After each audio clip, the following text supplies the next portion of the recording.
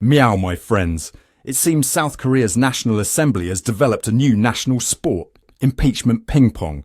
Today's match, acting President Han Duck-soo versus, well, everyone else. Just 3 weeks after booting former President Yoon Suk-yeol for his martial law shenanigans, the Democratic Party is swinging their impeachment racket at Han.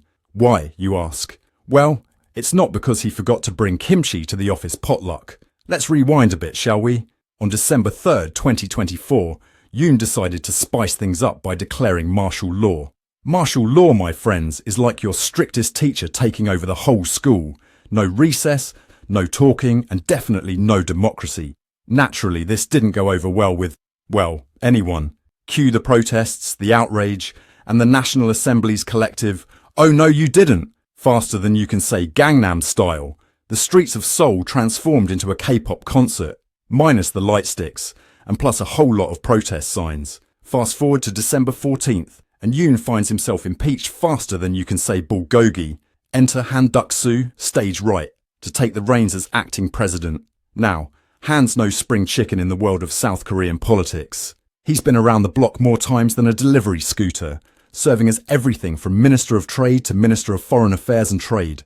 You'd think with all that experience, he'd know how to duck and weave through political crises. But it seems his current strategy is to play hard to get with those judge appointments. Han's crime, according to the opposition, is refusing to appoint judges to the Constitutional Court. You see, the court is like a fancy dinner party. You need at least 6 judges to make it official.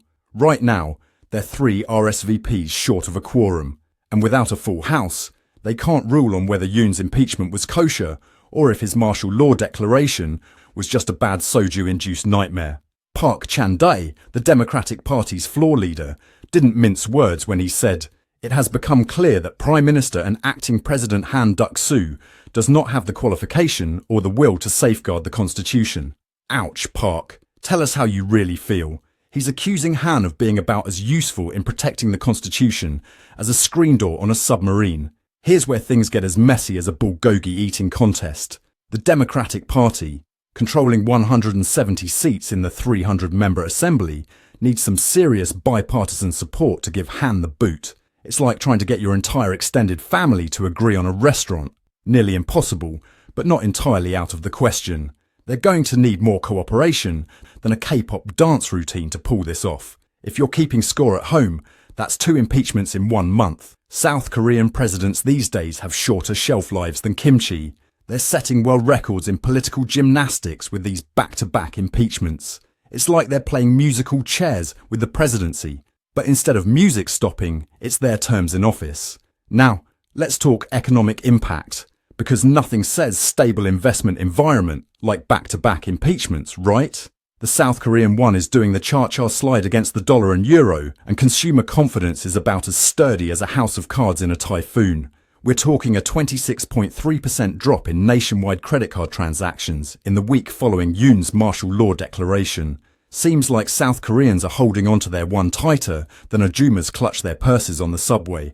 But wait, there's more. The Constitutional Court's website is hotter than a plate of tteokbokki, with over 37,000 messages flooding in about the impeachment process. It's like the entire country is leaving Yelp reviews for their government. And let me tell you, they're not 5-star.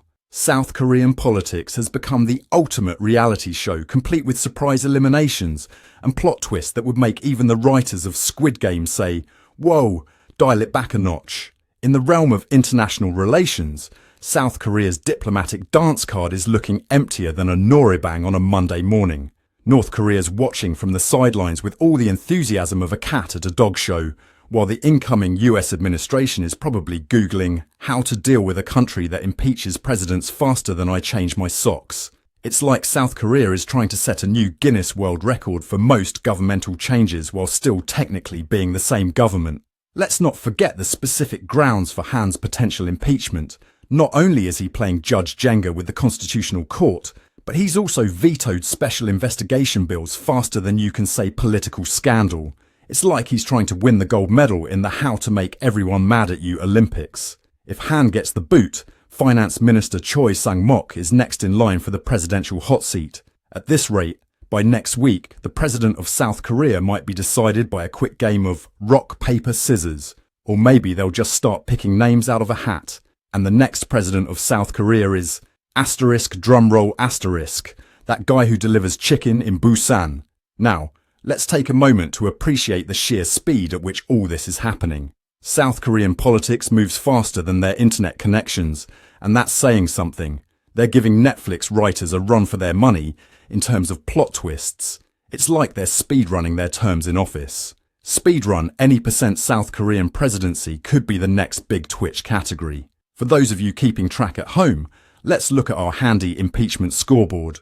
In the past few years, we've seen the impeachment of Park Geun-hye in 2017, the current double whammy with Yoon and potentially Han, and who knows what's next.